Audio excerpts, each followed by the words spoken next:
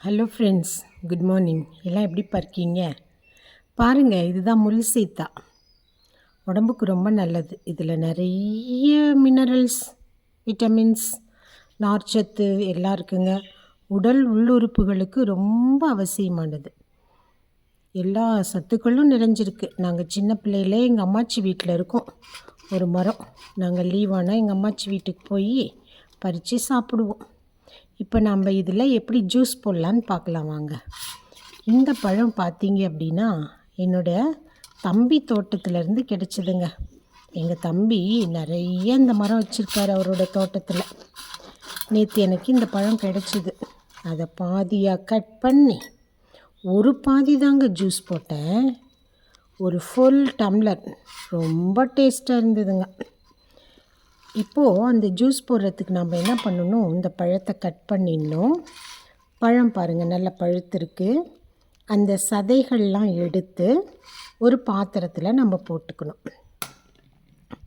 அந்த ஒரே ஒரு அரைப்பழம்தான் நான் எடுத்து யூஸ் பண்ண பாருங்கள். பாத்திரத்தில் போட்டுட்டு நம்மளுடைய கைகளால் அந்த பல சுளைகள், சதை பகுதிகளையெல்லாம் நல்லா பிசையணுங்க.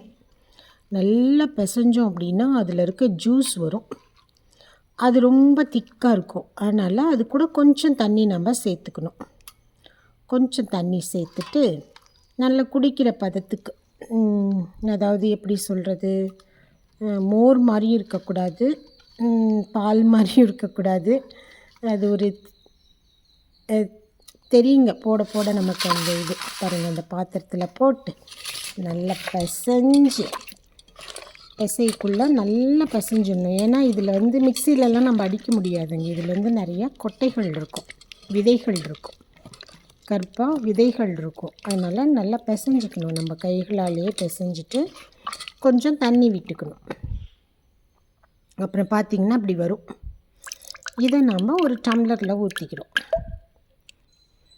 பாருங்கள், ஒரு ஃபுல் டம்ளர் வந்ததுங்க. பார்த்தோன்னே எனக்கு ரொம்ப ஆசை. அரை பழத்துக்கு ஒரு டம்ளர். நல்லா காலையில் ஃபஸ்ட்டு ட்ரிங்க்குங்க இன்றைக்கி எனக்கு. என் தம்பி வீட்டு தோட்டத்து முள் சீத்தா ஜூஸுங்க.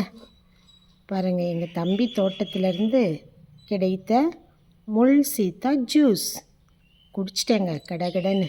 ரொம்ப சுவையாக இருந்தது. எடுத்து குடித்தேன் பாருங்கள். வயிறெல்லாம் குளிர்ச்சி. இது உடம்புக்கு குளிர்ச்சியும் கூட.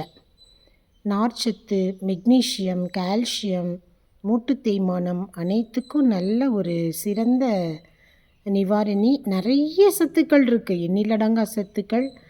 புற்றுநோய் எதிர்ப்பு செல்கள் இதில் நிறைய இருக்குது.